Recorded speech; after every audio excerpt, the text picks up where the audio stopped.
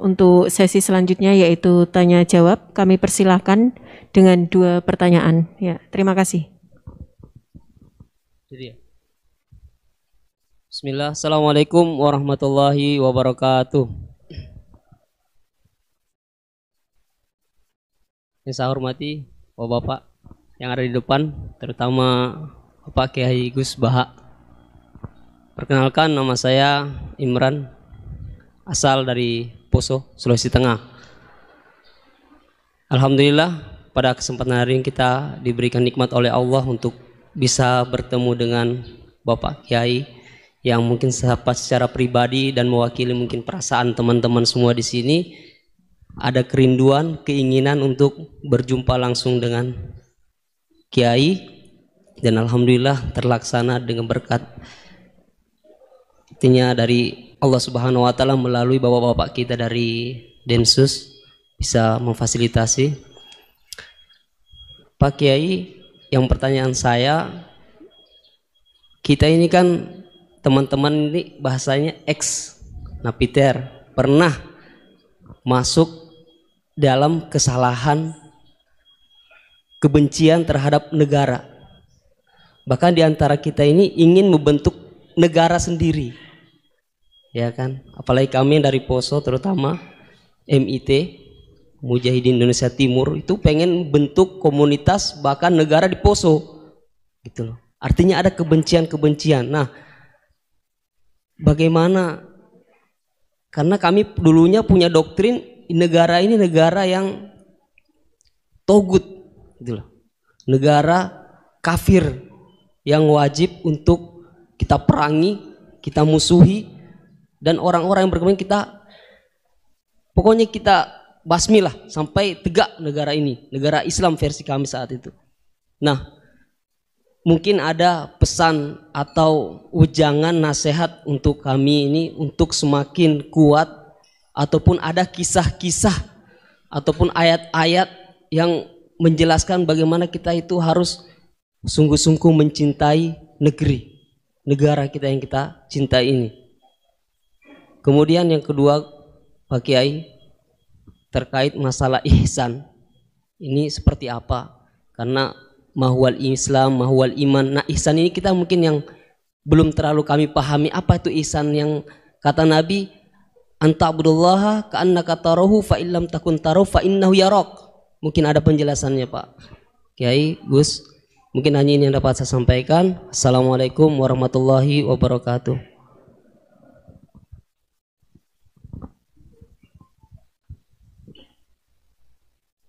Assalamualaikum warahmatullahi wabarakatuh. Nama saya Wildan dari Malang. Alhamdulillah hari ini bisa bertemu dengan Gus Baha yang memang dari saya waktu di dalam udah ngikuti YouTube-nya pada masa itu, dan di sini Gus mungkin terdiri dari banyak saudara-saudara kita yang dari berbagai tempat, berbagai karakter dan berbagai sifat. Nah, yang saya ingin tanyakan, bagaimana kita memupuk konsep persaudaraan tanpa memandang kepentingan duniawi. Karena kebanyakan dari kita bersaudara karena kepentingan, bukan bersaudara karena ya kita adalah saudara. Terus kemudian yang kedua yang ingin saya tanyakan itu, kita hari ini adalah mengalami degradasi moral yang luar biasa. Akhlak, sopan santun nyaris sedikit demi sedikit hilang. Nah, bagaimana cara kita untuk memupuk agar generasi kita selanjutnya tetap berakhlak, beretika terhadap yang lebih tua, ataupun kepada sesamanya, ataupun kepada yang lebih kecil. Mungkin sekian dari saya. Assalamualaikum warahmatullahi wabarakatuh. Coba diulang lagi. Al-ihsan anta'budullaha ka'annaka tarahu fa illam takun tarahu fa innahu yaraka. Oh ya, bagus, masih bisa dibenarkan. Ya bagus, masih ingat. Namanya siapa tadi? Imran. Imran. Ya. Memang orang sana kalau baca Imran apa Imron gitu. Dari sana Bugis Imran, jadi orang sana nggak pakai ro. Kalau orang ro, jadi pakai ra. Kalau ainnya? Ain pakai ain. Berarti apa? Imron gitu. Ya kalau sana tulisan KTP Imran. Imran. Apa bacanya orang-orang Sulawesi? Apa? Imran. Imran. Imran. Bismillahirrahmanirrahim. Ya yang rileks saja ya. Saya pernah ketemu orang yang pakaiannya itu enggak, mungkin kalau orang syariat bilang enggak syar'i lah, pakai pakaian yang tidak syar'i. Tapi dia muslimah, dia ke masjid. Saya ditanya sama seseorang, Gus kok sama orang gitu mau bertemu gitu. Karena terus saya bilang kenapa? Dia pakaiannya enggak islami gitu. Oke, dia tidak pakaian islami itu nyata, tapi dia ke masjid itu islami, tetap sholat itu islami. Ketika dia ingin sholat dan tetap sholatnya pakai takbir, pakai rukuk, pakai sujud itu islami. Wong setelah di masjid ya pakai mukena, pakai. Kalau sama-sama nyata, Anda kan boleh ngingat sama-sama yang fakta. Gitu. Dia punya kesalahan dalam berpakaian, dia punya kebenaran dalam sujud, dalam rukuk, dalam ibadah. Dan itu tradisi Quran. Quran ya cerita famay ya'mal mithqala dzarratin khairan yarah wa may ya'mal mithqala dzarratin syarran yarah. Apa susahnya sih ingat dua-dua sisi itu? Sama bernegara atau bertetangga. Kita bayangkan jangan bernegara dulu, terlalu luas, bertetangga saja ukuran. Karena nanti sama, bernegara sama bertetangga itu hadisnya sama.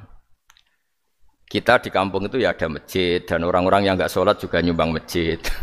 Bahkan ada yang nyumbang masjid banyak terus tidak sholat karena keramik saya sudah sholat katanya. Saya pernah ketemu orang model gitu itu ya ada. Jadi tapi ada juga yang sholat terus tapi nggak pernah nyumbang masjid. Ya orang banyak. Intinya itu Allah itu punya tradisi, punya sunnatullah. Kebaikan ya dihitung, kejelekan juga dihitung. Dulu ketika Rasulullah SAW hidup bersama komunitas yang majmu', itu sebetulnya permintaannya Nabi jangan halangi kami saat mau beribadah. Dulu sampai perang karena mereka menghalangi. Sebenarnya problem mereka wa yasudduna an sabilillah, menghalangi. Sebenarnya kalau dulu saling toleransi ya enggak ada masalah. Artinya ketika Anda ingin sholat di Indonesia agak dihalangi, ingin pengajian enggak dihalangi, sebenarnya ini enggak ada masalah. Ya soal ada kebaikan, ada keburukan ya mulai Nabi Adam sampai sekarang sampai kiamat. Itu cara pandang. Jadi cara pandang kita terhadap orang lain itu harus hal-hal yang nyata. Kalau kesalahan mereka nyata, kebaikan mereka juga nyata. Kenapa kita hanya ingat sisi yang jelek, tidak ingat sisi yang baik? Saya sering cerita ke santri-santri saya, bahwa setiap saya pengajian diundang orang di mana-mana itu saya mesti istighfar. Karena nggak ada pilihan. Saat saya datang ke pengajian di Sulawesi, misalnya saya tinggal ngaji di sini. Saat saya ngaji di sini, ninggal undangan yang di sana. Hidup itu tidak banyak pilihan, meninggalkan kebaikan, melakukan kebaikan. Artinya gini, dalam kebaikan saja ada kebaikan yang ditinggalkan. Apalagi dalam kejelekan. Makanya di sini ada pepatah terkenal dalam ilmu tasawuf itu. Wastighfaruna yahtaju ilal istighfar. Saat Anda baik saja butuh istighfar. Bapak saya kalau guyon gini, Mas Sofyan. Ada imam istiqomah jadi imam masjid sampai tua sampai batuk-batuk itu bagus istiqomah tapi itu masalah kata bapak akhirnya nggak kaderisasi katanya. Itu istiqomah apa nggak mau diganti orang lain katanya. Ada kiai dai di mana-mana itu mesti orang muji oh itu dai di mana-mana laris nggak pernah di rumah pondoknya pasti bubar itu karena ditinggal. Jadi kebaikan seperti ada orang sering sowan kiai wah itu malah lebih masalah lagi kan. Kadang kiainya pas istirahat, yang disalamkan template uang jatah susu anaknya. Hari itu waya tagihan malah lari sowan kiai. Nah, harusnya di rumah ada fardu-ain tagihan listrik entah apa. Jadi makanya di hikam itu terkenal kata-kata manusia itu siapa? Manusia itu mangkanat mahasinuhu masawiyah fakih falatakunu masawihi masawiyah. Manusia itu orang ketika baik saja salah, apalagi pas salah. Coba saya misalnya pidato begini, di atas panggung saya orang alim pidato nasihati orang. Di saat yang sama seperti yang tanya Mas Wildan tadi ada agak sopannya. Di situ ada mungkin orang yang lebih sepuh timbang saya. Masa lebih muda kok di atas Yang di bawah lebih tua. Ada tidak sopannya? Mau nggak pidato disuruh, mau di atas disuruh, nggak sopan sama yang. Tapi misalnya yang paling sepuh pidato nggak pernah ngaji kok pidato terus gimana? Artinya ketika kita baik saja ada salahnya, apalagi pas salah. Sebab itu ajaran Rasulullah itu suruh berdoa Rabbana dzolamna anfusana. Sebelum minta itu merasa ya Allah kita ini mendolimi diri kita sendiri. Karena dalam pilihan-pilihan itu pasti ada salahnya. Coba misalnya Anda bangun masjid habis 2 miliar. Yang harusnya 1 miliar sudah jadi. Terus nanti suatu saat ketemu Allah ditanya. Itu ada orang miskin, fakir miskin, yatim. Andai kan kamu sumbang 1 miliar itu sejahtera semua. Gara-gara kamu bangun masjid terlalu mewah. Ya tapi kadang-kadang orang kebaikannya itu orientasinya bangun masjid, gak tertarik nyumbang fakir. Saat itu cara berpikir gitu mau apa? Tapi kalau dia mau luhur manusia terbaik karena bangun masjid 2 miliar, coba diaudit secara kepentingan syar'i. Penting mana dengan ngasih makan fakir miskin? Penting mana dengan menikahkan janda misalnya? Penting mana dengan pendidikan? Apa artinya masjid mewah orang nggak tahu halal haram, nggak tahu najis, nggak tahu cara sesuci, nggak tahu cara adzan yang benar. Terus penting mana untuk beli kitab sama dipakai masjid? Apa artinya beli kitab apa tapi nggak makan? Penting mana makan sama beli kitab? Ada auditnya. Makanya manusia itu ketika baik pun disuruh istighfar, apalagi ketika salah. Nah dengan perasaan seperti itu kebencian pada orang lain luluh karena potensi baik pada orang lain ternyata tinggi dan potensi salah ke kita juga tinggi. Nah dilatih gitu. Jadi di Ihya itu ada kitab tawadhu. Kitab tawadhu itu dilatih ketemu orang tua. Huwa aksaru ibadatan. Dia mesti ibadahnya lebih banyak karena lebih tua timbang saya. Pasti sholatnya lebih lama timbang saya. Ketika Anda sudah tua melihat anak-anak, huwa aqallu minni maksiatan. Mesti maksiatnya tidak banyak karena masih kecil. Terus ketika melihat orang fasik maksiat, la'allahu yatubu alaih fa innahu tawwabur rahim. Mungkin Allah memberi tobat, bisa saja. Umar itu ingin bunuh Nabi, tapi Allah memberi tobat. Yang sowan kiai saja tidak mesti dapat tobat. Umar ingin bunuh Nabi, tapi Allah memberi tobat. Akhirnya ya tobat jadi Islam yang baik. Dalam sejarah Wali Songo, Kalijogo sowan Sunan Bonang itu ingin garong, tapi malah jadi muridnya jadi wali. Kalau Allah sudah menghendaki tidak ada ya. Perang Uhud orang Islam kalah itu karena panglimanya siapa? Khalid bin Walid. Tapi dia malah yang dapat hidayah. Nah sama orang yang sekarang Anda benci bisa saja Allah merencanakan ada apa? Hidayah di situ. Dan kita yang merasa benar jangan saja ada rencana Allah bikin kita su'ul khotimah, na'udzubillah min dzalik, kan tidak pernah tahu. Nah, dari tidak pernah tahu itu orang diusahakan tawadhu. Wa ma adri ma yuf'alu bi wala bikum, kita tidak pernah tahu. Makanya meskipun saya ini kiai terus kata orang banyak itu ketop. Kalau istighfar ya nangis betul ya. Cuma kan nggak perlu di depan umum. Nanti ada penampilan kan ribet kan nanti. Sudah nangis nggak ikhlas, nggak mutu.